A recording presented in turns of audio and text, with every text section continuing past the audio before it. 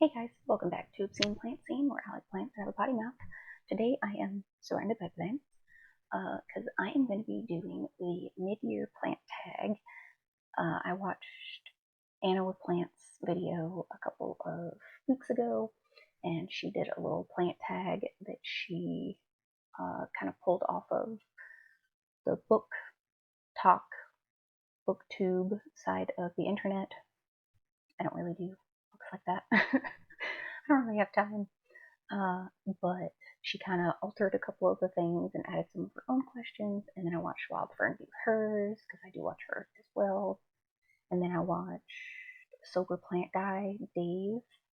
He did one as well, and his was kind of silly and giddy and goofy. And I really like a lot of his videos. But thought I would throw in my 2 cents into the pot.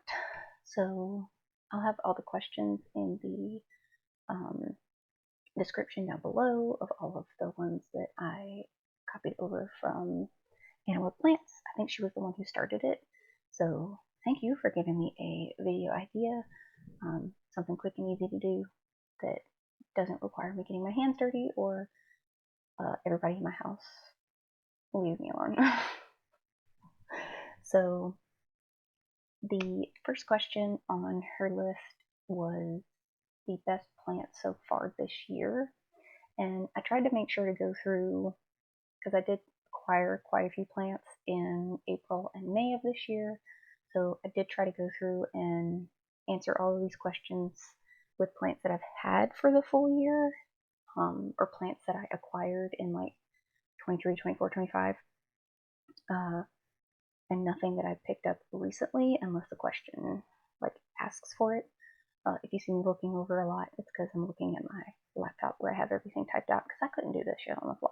I had plants everywhere. I had to pull them all together. So, yeah, best plants so far this year. I'm going with one that I got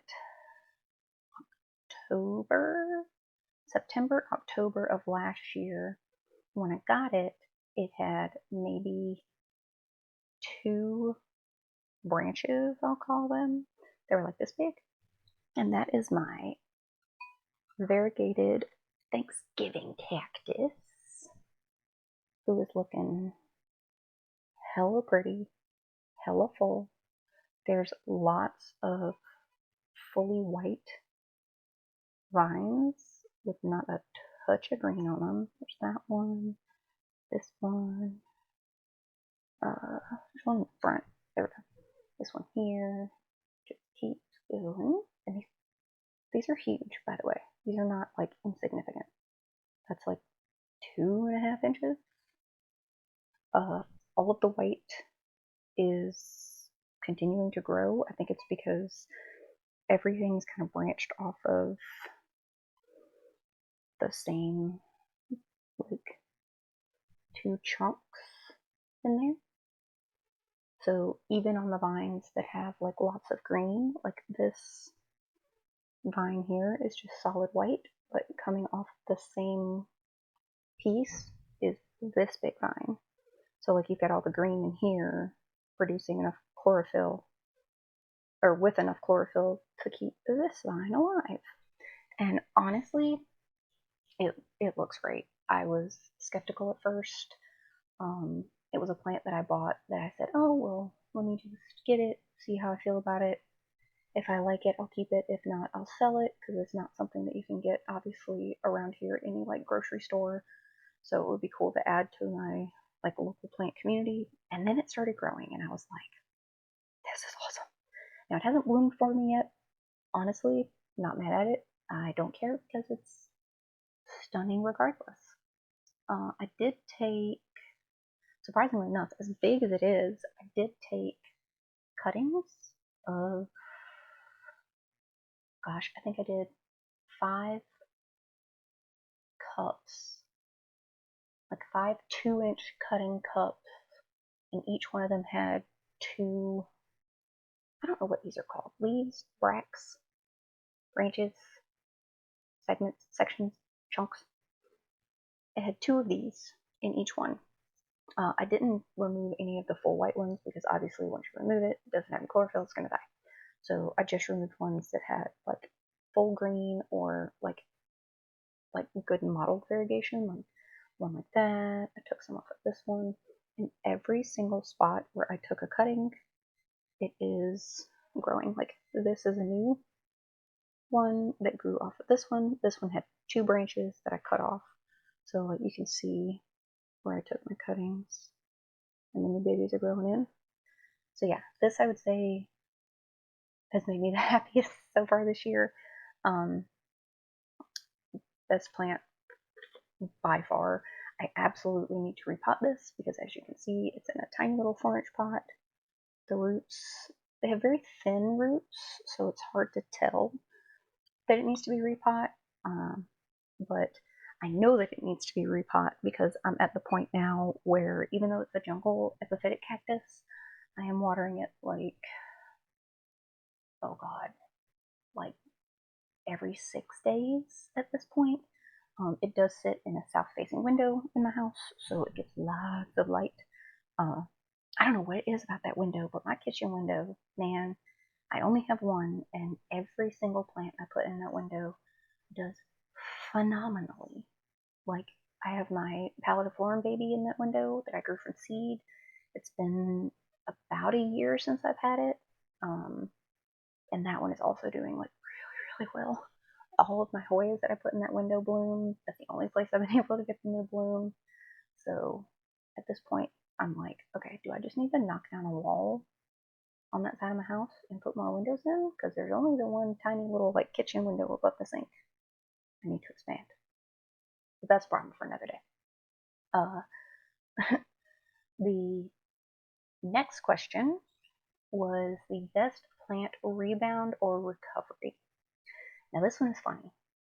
So I have a planty friend locally to me that I buy and sell and trade plants with pretty frequently. She has the same name as me, so it's always funny whenever we're like, hey, let's get together and like do a swap, or I want to get some stuff from her. She has a lot of alocasia and begonia. That's like her jam. More power to her, because those are the ones I struggle with the most. So anytime I have questions, I know that I can reach out to her. She's got like, but she doesn't just have like the regular stuff. She's got like the triple digit you're only gonna get at like rare plant expos, and like stuff that I'm not spending on alocasia and begonia with my lack of knowledge. Well, probably, oh gosh, was it 2 years? Yeah, probably about 2 years ago, I had a black velvet alocasia that I had corms from, and that was the first plant that I ever grew corms from. Grew them out and had like 5 or 6 babies, and had them in pon, and it was my first time trying anything with pon. So I grew those out. They did really well. I waited until they had like 3 or 4 leaves, and then I sold them. Well, one of them I sold to her, and after that time, probably about a year later, my black velvet just started putting out flowers, and it put out like 4 flowers in a row, and then just died. I don't know what happened. I couldn't save it. I like there were no corms on it at the time, so I guess it was putting all of its energy into the flowers and not into the leaves. I hadn't changed its conditions in a long time. I hadn't changed its it was still in pon. I hadn't changed its substrate at all. I hadn't changed the nutrients, the lighting, nothing. And it just rotted. And I know that alocasia can sometimes go into dormancy. This did not do that. It rotted. So I don't know if maybe I just like watered from the top, and I should have been putting water in the reservoir instead. But I went through a phase where I was trying to do a lot of stuff in semi-hydro, and it wasn't really working for me, and I didn't know if it was inconsistent watering, if I was watering from the top instead of just the reservoir. But I would have plants that I would transfer into semi-hydro, and they would do well, and then about a year and a half later, they would just start declining, and I made sure to flush and I couldn't figure out what was going wrong, so I just kind of put the pollen away for a bit, and the plant that I was able to take out of pollen and move back into like a regular soil or chunky mix, those did well. So it's a me problem. It's not a plant problem. It's definitely me. So all that to say, the mother plant died.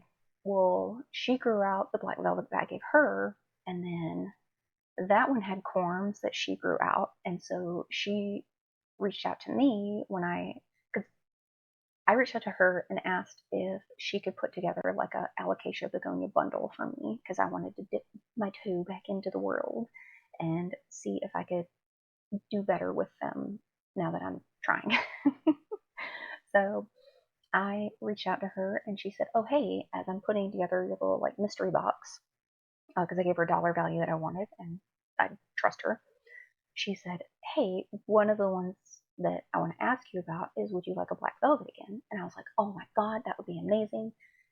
I haven't had a black velvet since the mother plant of the one that I gave you or sold to you died. And she's like, well, funny enough, the ones that I have available are babies from the one that you gave me. So I now have a black velvet grandbaby, I guess, a corm of the corm that I gave her or sold her.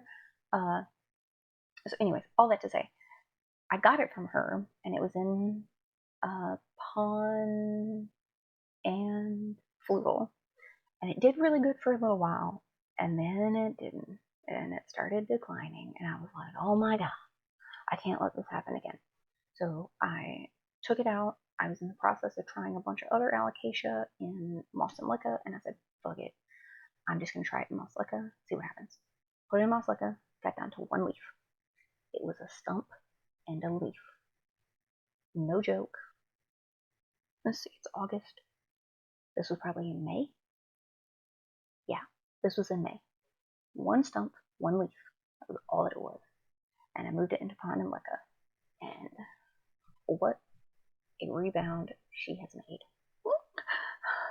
Oh, I forgot to pull off the Crispies. How ASMR. I love getting rid of all that nasty crunchy bit. Anyways, look at her.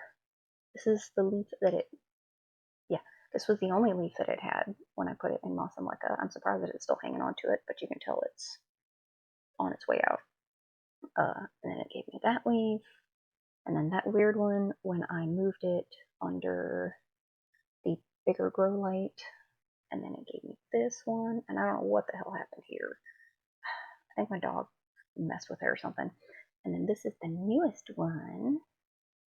I think the spots, there's no pest on it at all, and I checked because I used my little microscope situation with my phone. There's no pest on it, but I don't know what that is. I don't know. We'll see. I just moved it under higher light because I want to see how big the leaves can get, because Emma with good growing used to have one that had like massive leaves, like hand-sized leaves, and that would be cool. Also, I've noticed I've got some little corms in there. There's one right there. There's one right there. There's one right there. And then there's even one like in the very top. Oh yeah, you can see that. That's a corm. So I'm very happy with how well the transition to moss and lica has gone for nearly all of my alocasia that I've moved over to this. I have another one on my list to do.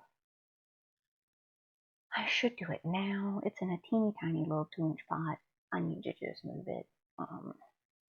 My Antora Black Velvet, which sits, Antora Velvet, which sits next to this one, is also, I did that one like 2 months later, so May, June, July, so like last month, early last month, I transitioned that one. It is finally putting out its first new leaf since doing that transition, and here's to hoping, because I really like that plant. It's so pretty, but damn, it's been finicky as hell. So, yeah. So that's my best rebound recovery for this year. My favorite plant acquisition. So I went to the Big Plant Expo in April, and I had my little notebook with me because I have little notebooks that I carry to like write down like thoughts or things that I need to do, or plants that I'm selling, plants that I've sold, that way I don't lose track, plants that I'm growing, plants that I'm buying, plants that, all dinners, like grocery lists. Like I use notebooks for everything, but they're like little pocket notebooks. So I took one of my pocket notebooks with me and had a wish list written down of the things that I wanted to try to find while I was there. And the very first thing I wrote down on this wish list was a philodendron patriciae, because Jan with Sydney Plant Guy has a patriciae that is struggling right now, as far as I know, dealing with fungal or some situation. But I wanted one badly, so I went to the Big Plant Expo and asked probably, oh gosh, at least 12 to 15 different booths that I saw had philodendron, if they had any. And this was after walking around and looking to see and not seeing any myself. And the one booth that had it had one left, said that they imported 7. Apparently they don't import very well. 6 of them rotted, 1 remained, and they brought it with them to the Big Plant Expo. I bought it because it was on my wish list, and that was the plant that I had been saving up for. I knew I was gonna like splurge because I wanted a bigger one. I didn't want a baby. I didn't want a TC. I wanted an established one. And girl, here she is. Now, when I got it, it had, so this is the oldest leaf, questionable, looking rough. Then there's this leaf right here, small, damaged, not fun. Then there is this leaf here, looking a little bigger, but pointed way, way, way down. When I bought it, this leaf was coming out. It has since met my dog's fate. Aggravating ass little shit. And then, since it's been in my care, it has put out these 2 leaves. Yo, I'm obsessed. So this one got a little wavy, funky weirdness. This one is still hardening off. Do you see how pretty and perfect it is? I'm dead. I'm dying. I'm deceased. I love it. The only issue I'm running into at this point is like where to put it, because I genuinely just don't know like how to get it to grow in a way that's not wild. Also, look at this. Jesus Christ, look at this stem. Like, this reminds me of the friggin' robots from War of the Worlds. I'm aging myself. But you see that? Like, what? The aerial roots are doing some weird shit. So eventually what I want to do is, you can see the 2 leaves are facing this way. I want to have maybe 2 more leaves facing this way, and then I'll probably chop it where, like right in here. Yeah, probably chop it like right in here, because I also don't know if I want to leave it in this substrate, because this is literally cocoa coir and perlite, and that's it. And I don't love it because I'm just not familiar with the, like, oh yeah, she's getting some rotty bits. Yeah, I am gonna repot this soon. As soon as this leaf finishes hardening off, maybe another couple of days, I'm gonna repot this because I don't know how to water the substrate. It's too airy, but I don't know. I want to do well by this plant. I want to do right by this plant because I freaking love it and I'm obsessed with it, and I want it to grow nice and big and pretty like Jan's. So I'm gonna repot it. I may cut it at the same time, just get the stress over with. I don't know. We'll see. I may do it. I may record it. Why not? Risk it for the biscuit, right? Anyways, so that is my favorite plant acquisition this year.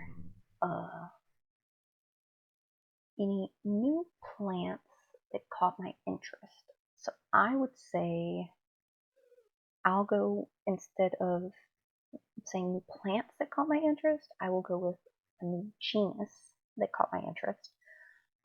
I recently put up a video talking about my carnivorous plants and my carnivorous plant journey and the soils that I use and or substrates that I use and things like that. And I talked about in that video, one of the things that I have been introduced to this year that I'm really getting into is Sarracenia. And this is the one that did it for me. So this is her. And I found this perfect, like glass, like square glass container at my local big box store to put it in. It's got so many new little pictures. It's got, like, it's so cool looking. It is a little crispy because I did let it go dry. And it reacted poorly very quickly. It was not happy with me at all. But this is a, I'm gonna mispronounce this poorly, Sarracenia purpurea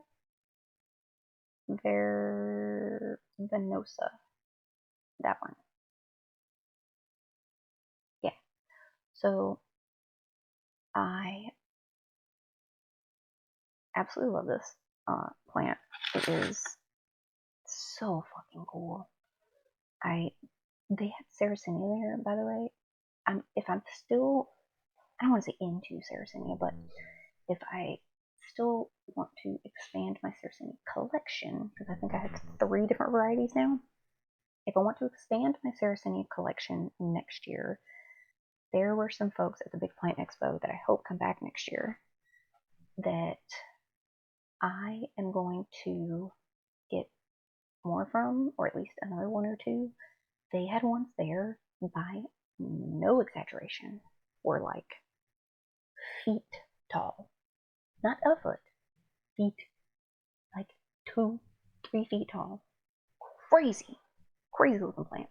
Transportation wise, don't know how the fuck I would transport them. I'd have to ask for advice on how to get them from South Carolina to my house. Luckily I'll be driving, so. And I say I will be because, yes, I did already buy my tickets for the Big Plant Expo 2047 as soon as they went on sale. But yeah, I would say that that's definitely the genus that caught my eye this year for sure. Next question is biggest plant surprise, unexpected discovery, and this could be good or bad. Well, this could be a good or bad thing, depending on how you view this topic. So I have a Etsy shop that I also sell plants on. I do on my Facebook Marketplace, and then I also have a Etsy shop, Obscene Plant Scene, and I have stuff listed on there that can easily ship.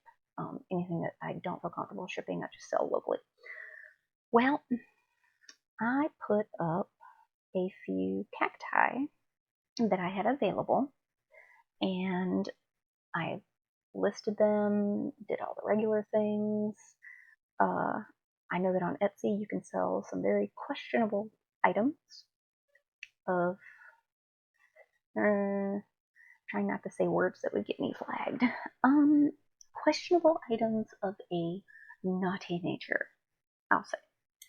Well, I posted a cactus that has a name that rhymes with Shminus. I have a bunch of them. I am selling some, right? Well, I posted this, and within 24 hours, my Etsy shop was flagged, and my listing for my 2 available Shminus cactus were taken down. and I got a email from Etsy saying that it was taken down due to their policy against alcohol, drug, and pharmaceutical items. And I'm like, it's a cactus. What the fuck are you talking about? So I chatted with a little AI bot. Y'all know how I feel about AI if you watch my Etsy AI video, ironically enough. Well, so I chatted with some AI bot, and it was just like, well, you didn't follow our policy, blah, blah, blah, blah, blah. And I'm like, I need more than this. I need specific information because I'd like to sell this cactus. I bought one off of Etsy like 3 years ago, so I know that they can be listed. I fucking purchased one on here. What is going on? So I sent an email to customer support. I got an email back like 2 days later. I understand why they took it down now. So would you know, or would you believe that, I'm sure that it's common knowledge. If not, I will inform you. I don't know all the science behind it, so do your own research if it's of interest to you. No judgment. I'm not here to yuck your yum. Either way. So there are cactus that you can go out and buy, like a San Pedro cactus or a peyote cactus, and you can do recreational things with them. They are hallucinogenics. And I did not know until this Etsy flag that apparently the Schminas cactus also contains the same hallucinogenic. It's called, I had to write it down. It is called mescaline or mescaline, that is a hallucinogenic. I was not aware of this. It is contained within the sap of the cactus. Not only does it contain mescaline, that's what I'm just going to call it. I may be pronouncing it incorrectly. You can tell me if I am. Not only does it contain mescaline, but it has the strongest concentration of it of most any cactus. Stronger than peyote, stronger than the San Pedro cactus. And I was like, oh, well, get wrecked. Apparently you can also absorb it through your skin from the sap.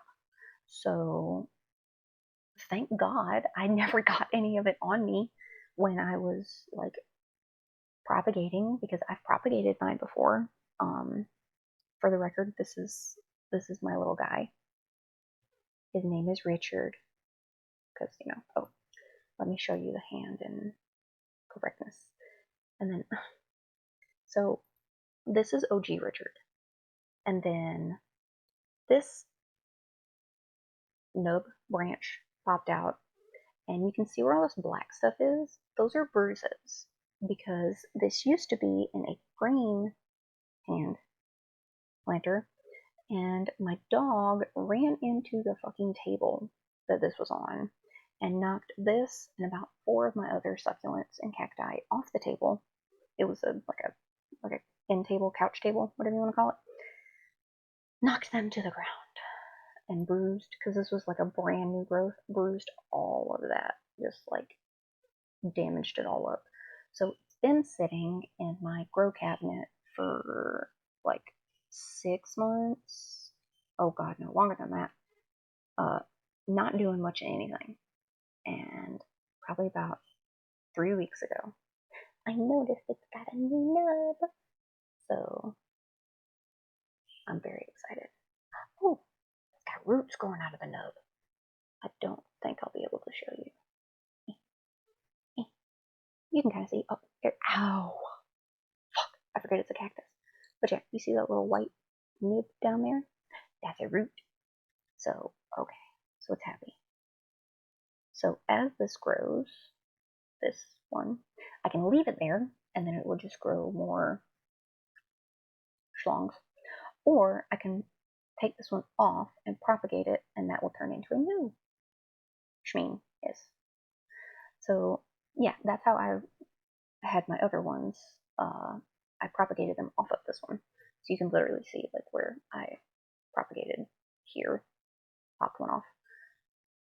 So yeah, if you own this or would like to own one and Did not know that. Make sure to wear gloves, or at least, like, watch yourself. Also, the Etsy, or not Etsy, the Reddit forums that I was reading up about this cactus on, very interesting, was talking about how to increase the sap amount by, like, doing things to the cactus before you're ready to, like, harvest the mescaline out of it. I don't know. It's not for me. Not my, again, I'm not here to yuck anybody's yum, but it's not for me. But yeah, that was a surprise. That was a shock. I guess I'm a drug dealer now. So yeah, it was a very big surprise, to say the least. Oh, biggest plant disappointment this year. All right, I'll say it. I have fallen into the group of folks that see the not self-heading, the climbing philodendron, and you get suckered in, and you're like, oh, it's so pretty, it's so cute. Look at the variegation. I want one. And then you get this plant and you grow it, and it just doesn't grow well. The leaves get all Cinderella slipper. I know saying that, you already know which one I'm talking about. The leaves get all Cinderella slipper if you don't have it in high enough humidity. It just, the leaves turn like a muddy brown. They get crispy. They get smaller. The variegation goes away. All of these issues happen with this plant. I have had 10, at least, not exaggerating, at least 10 different pink princess philodendron over my time collecting plants. I have bought them from nurseries. I have bought them from Etsy. I have bought them from Facebook Marketplace. I have bought them from Walmart. I have bought them from Lowe's. I have bought them from all different places. And they've all been shit. they don't look good, right? Like, or they'll look really pretty when you get them, and then you start growing them, and then they start looking like shit, and you're like, oh, well, here we go again, right? So I was in a nursery a few months ago, and I know I said I wasn't going to talk about plants that I got this year, but I have to with this one. I say a few months ago. It was definitely like February, March. I was in a nursery. They were like just starting to get their spring stock in, and they had a batch of pink princesses. Now, I was looking at everything anyways, just kind of perusing, seeing what's coming out, what's going to be, the hot topic for the spring. And I saw a pink princess. And it was a marbly one, a very marbly one. Now, I'm not the type of person that falls for the pink princess marble, pink princess cherry, fucking whatever. It's all pink princess. It just matters whether or not you got one with really good variegation or really shitty variegation. Also, the people that say, oh, your pink princess isn't variegated, just give it more light. No, not necessarily true. You can give it more light to bring out variegation that is already a part of the genetics of the plant. If you have a plant with poor genetics, giving it more light ain't gonna do diddly shit. It's just gonna give it bigger, darker leaves. Because the pink princess, I've noticed, you have to find like the perfect spot for it. Or with all of these, pink princess, white princess, white knight, white wizard, painted lady, all the same vibe, right? You have to find the balance between giving it enough light to get big, pretty leaves, but not too much light where it gets bleached or starts getting EFMs, because then you just run into a whole other issue. But anyways, so I got this plant. I'll show you from the bottom up. You can see the leaves that I saw. So I saw this leaf, and I was like, ooh, she pretty. And then I saw this leaf, and I was like, ooh, she pretty, and she growing. And I saw this leaf, and I loved like the speckling on that one. And then I saw this leaf, and this leaf, and I was like, hell yeah, this plant is beautiful. And then this was the newest leaf. No, I saw this leaf, and then this was the newest leaf that I saw. And then it had a leaf coming out, and I was like, ooh, okay. She's growing, she looks good. The stem, let me get this way. The stem looks pretty, it's got lots of stripes. Gorgeous, right? So I brought it home. The next leaf that it gave me was this one. And I was like, okay, here we go. Look at me having Pink Princess down. I know how to Pink Princess. Like, so pretty. And then it did the thing. And not moving it from the spot where this leaf was coming out, it gave me this one. What the fuck is that? What the fuck is that? It's crispy on the end. You can literally hear it. Crispy ASMR. Gave me that fucking leaf. Bullshit. And I'm like, okay, well, obviously I'm watering inconsistently because I know that they're very prone to root rot. So I said, okay, I'll be more consistent. And I was. And then it gave me this bullshit. What is it? It's not even open. The tip of it is just gone. Like, and it's so dark. Not that I mind how dark it is, as long as you can see the variegation like that. It's dark, but it's pretty. But where's the rest? Where's the rest of the leaf, y'all? What the fuck? I'm not gonna give up. I'm gonna continue to try with this fucking plant.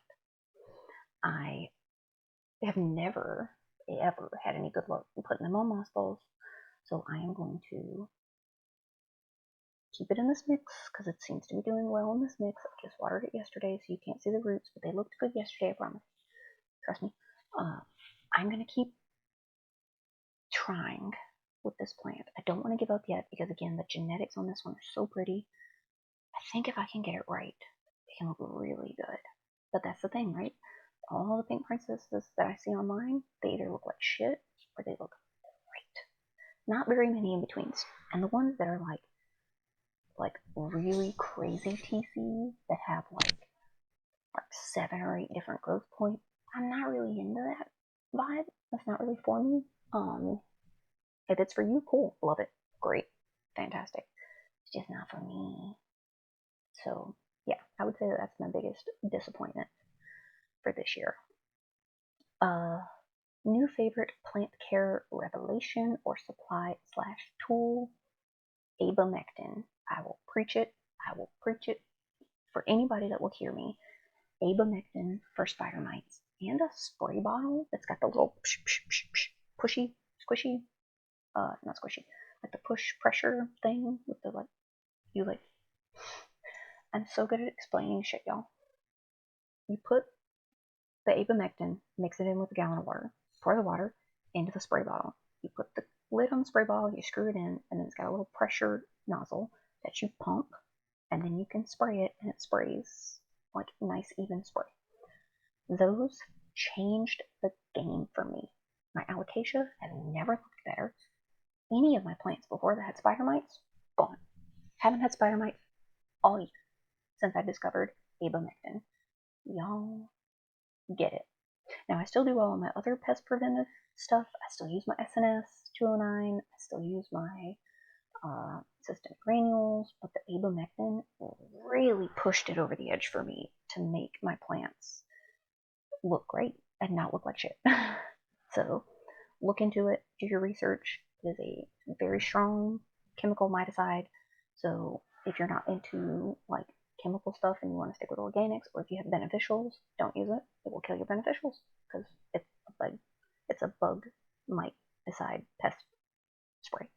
So that game changer for me. I won't talk about it too much because I've already talked about it in a couple other videos. So go check out my spider mite video if you want to know more about that. Most most aesthetically appealing plant. This is a silly one. So I love a silly plant pot. I have quite a few around my house. I have like some jellyfish, and then I have some I have a pufferfish, I have an oddish, I have some skulls. I have some little bats. I love a silly plant pot, right? Mushrooms, like cacti, like cactus, water propagation vessels. I just love a silly plant pot. Well, oh, I have little barrels that I put monkey tail cactus in, because monkey in a barrel. Yes, I know, it's fucking hilarious. So I would say this is my most aesthetically pleasing plant. Yes, this is a snake in my boot. I am a Disney nerd. I'm a Disney mom. I'm not like a hardcore Disney mom, but I am a Disney fan. So I just think this is so cute. And it's like the cutest little pot. Like, get out of here.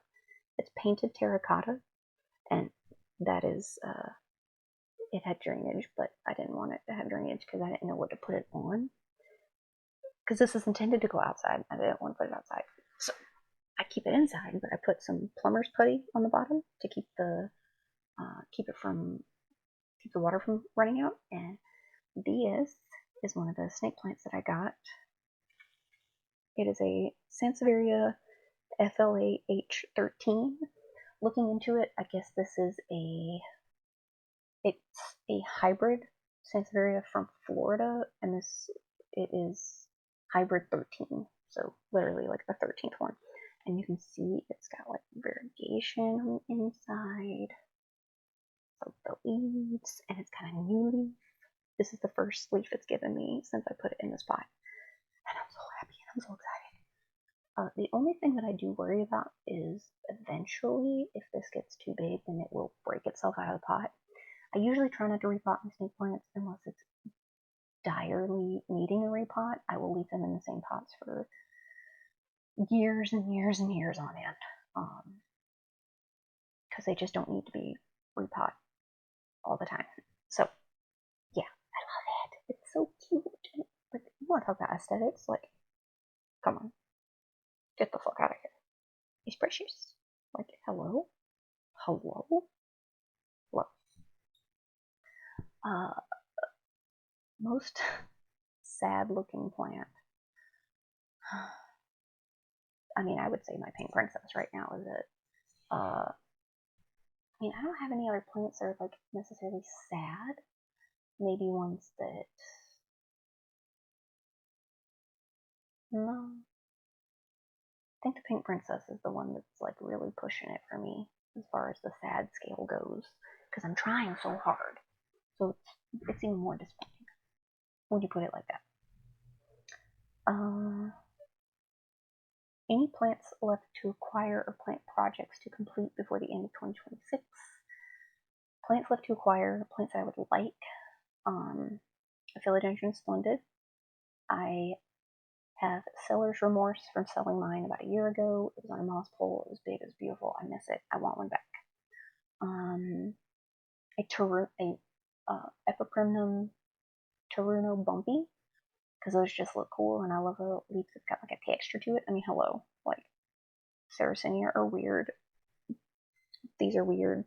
This has a weighty leaf texture. The black velvet and Toro velvet, like I love a texture. And since I've been doing, not to pat myself on the back, but since my Regal Shield has been doing so well in moss and leca, I would like at some point, maybe this year, maybe not till next year when the prices come down a little bit more, a Regal Shield Albo. I'm not a big fan of the Oreos.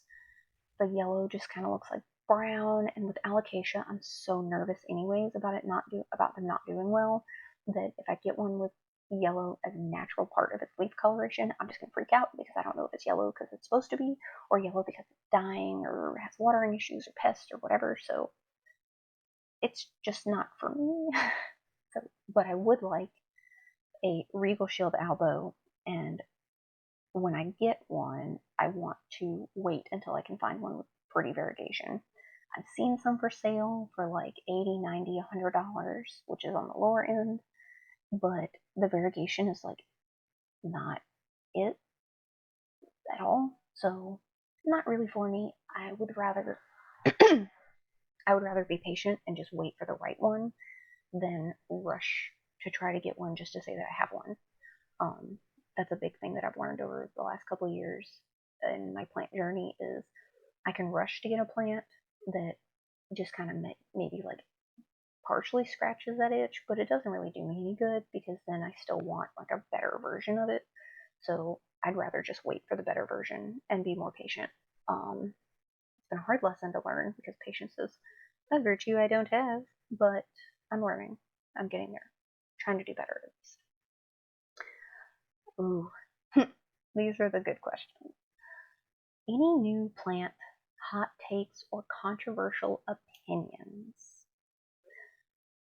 So I wrote this list about a month ago, and if you are on Facebook or you are a part of any planty community on the internet, y'all know about Formgate and variegation guarantee situations. All that to say, I do not and do not plan to sell on Whatnot or Palm Street. I don't necessarily like those platforms, and that's saying something because I only sell on Etsy and Marketplace. Facebook ain't great. Marketplace is doing its best, and Etsy has its own sketchy shit. I just talked about it with all the AI bullshit. I don't care for Whatnot in Palm Street. I know that it's really popular, but I think that from a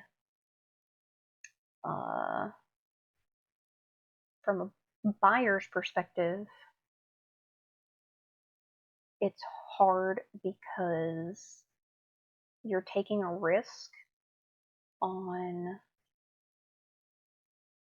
like bidding on plants, especially that you don't know if the other people bidding are real people, or if they're bots, or if they're admins, or if they're moderators, or if it's like the seller has another account set up somewhere that's just jacking the fucking price up so that they can make more money off of you, but they know that you really, really want it because you requested it and you said, oh, I'll pay whatever.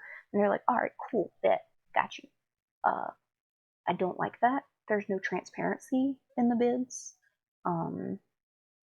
I have also, when I first downloaded Palm Street, I did not know that you could override your own fucking bid. So I was bidding on a plant, like the second or third plant I ever bought. Didn't know that the bids were going up because I was swiping. I was swiping because I thought that that was just like how you had to do it to stay on top. I didn't realize I was overriding my own fucking prices. Now, granted, it was going up like pennies. I think it was like 10 cents per little like swipe thing. So I think I probably drove it up like a couple dollars. You got one that's going up $2, $5 a time, and you fuck that up, you're wrecked. Get wrecked. I also do not like that it preys on people's impulses. There is a level of like competitiveness, and a lot of people have, I won't say a lot, there are people who have like gambling addictions, and that does scratch an itch for them. I've had conversations with people who have said, like, yeah, I've had to uninstall Whatnot in Palm Street because I had spent more on there than I should have. I had spent, and I'm not talking about like, oh, I had a budget of $30 and I spent $50. I'm talking people spending thousands of dollars, putting themselves in debt, not being able to pay their bills because these apps preyed on their impulses. So I am not a big fan. I do not care for them. I also just see so many issues with people running into shipping issues, seller issues on Whatnot and Palm Street. It just makes me maybe it's because those are the apps that people are using most, so those are the ones that are gonna have the most issues because it's got the most popularity at the moment, but they're just not for me. I would prefer to do business not through those applications myself. I don't plan on having, I think I have accounts on both of those just so I could secure my name, but I don't support them personally. And the last question on here is, any plant trends, or what plant trends have you seen so far this year? So trends, and I don't know if you would consider this a trend or not. You can tell me what you think. But I would say something that I have seen growing in popularity is everybody and their mama importing and doing TC. Now, there's a difference between somebody who is learning about importing and wanting to import to like start a business, or like the plant that they want can only be imported, like that's a thing. Same thing with TC, you don't have the money to get a big plant, so you want to get the TC version because it's a third of the price or half the price, and you know, you do your research and you know how to acclimate. You just want to dive into some other part of the plant world, per se. I have purchased imports of plants that I could not find here. I have purchased TCs of plants that I wanted, that I found really good deals on TCs. And I wanted the opportunity to experience acclimating TCs. I have had good experiences and I have had bad experiences. These are not experiences from the sellers. These are experiences from my inexperience, right? Imports, I've never had any issues with, but I've only done it like 2-3 times. A couple times.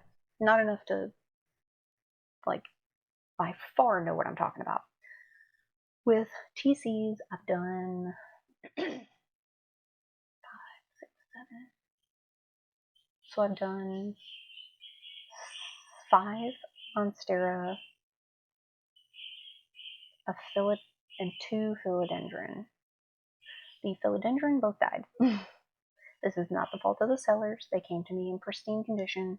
The Monsteras, all 5 of them, acclimated perfectly, grew perfectly.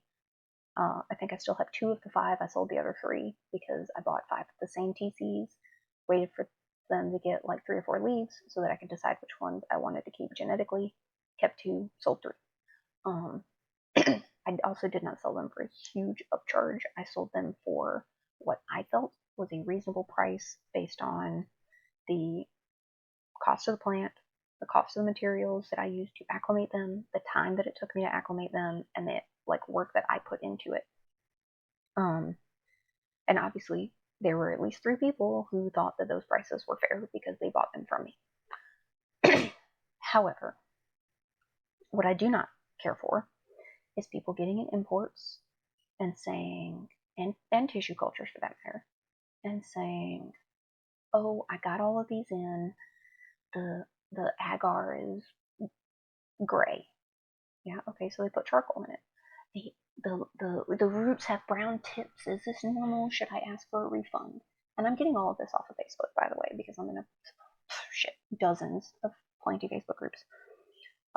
I got my imports in and the leaves are yellowing. No shit.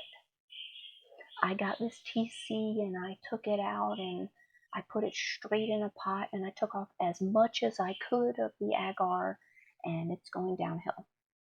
Okay? You have it in a pot on a windowsill.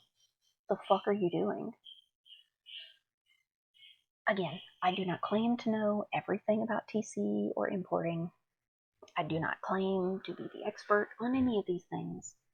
However, if you're gonna dive into a new experience, a new process for acquiring plants, do your fucking research.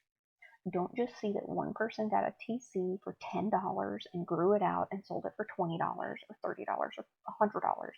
Or they had this TC and they've had it for a year, or this import and they've had it for a year and they've paid pennies on the dollar for it and now it's huge and massive and awesome. 3 years later. Do your research. Don't just watch one YouTube video that's 3 minutes long and think you know what's up. Watch videos, read articles, go to Reddit, go to Facebook, go to Google, go to whoever you use to obtain information. Ask people around in your local neighborhood. Ask people around in your local plant groups. They may have experience. They may be able to help you. They may have tools to assist you. Do your research and also expect failure. Not every plant purchase you get is going to be a success, and expecting plants to be imported and look perfect, expecting tissue cultures, you to buy like 30 of them and all 30 of them to be a success, get out of here. Or like, oh, I ordered TCs and they got the box in and they sat in the box for a week and they sat in the bags for 2 weeks and now I'm trying to acclimate them and it's not working and they're melting. Should I ask for a refund? Know what you're getting yourself into. Don't be dumb. Don't. It's not on the seller. Like your lack of experience and information and knowledge is not on the seller, and they will tell you that. I again have melted TC philos or philodendrons. I've also gotten tissue culture pinguicula. I've gotten flasks, like they're still flasked pings, and I've done really well with some of them, and some of them not so much. It's a learning experience. I have learned what does good. I have learned what works for me and my environment and the way that I care for my plants. Just don't. Like, not saying let the experts do it, but like if you're getting into it, know that there's going to be failure, and that's okay, right? It is all right for you to fail at some things. Just be prepared for that. And if you're not willing to accept that you will have a failure rate with importing in TCs, maybe it's not for you. Maybe just buy ones that are already acclimated. That is also totally fine. And, you know, if you can't afford a plant, you're also like, I tell everybody, shoot your shot, right? If you can't afford a plant and you found one and you really like it, talk to the seller. See if you can do a trade. See if you can do a pay in four. See if you can do a swap. See if there's anything of interest that they would like. I have traded plants for shelves. I have traded plants for Legos. I have traded plants for clothes. I've traded plants for plants. I've traded plants for soil and pots and grow lights and hangers, and I've traded plants for puzzles. So like, just ask. Shoot your shot. It does not hurt to ask. The worst that they can say is no, I'm not interested. I'd like to just sell it for the amount of money that I have it listed for. In which case, oh well, it wasn't meant to be. But that's just my outlook and my attitude towards things like that. But yeah, the end of that got a little more interesting than I anticipated. But yeah, that is the mid-year plant tag. Thank you again, Anna with Plants, for giving me some inspiration to talk about a couple of different topics, show off some of my prettier plants, talk about some new plants, talk about some disappointing plants, looking at you, PPP, or as my kids call it, the poopy face plant. Yeah. So with that being said, y'all have a great rest of your day, night, whatever week, and I will catch you in the next one. Thanks so much, and happy planting.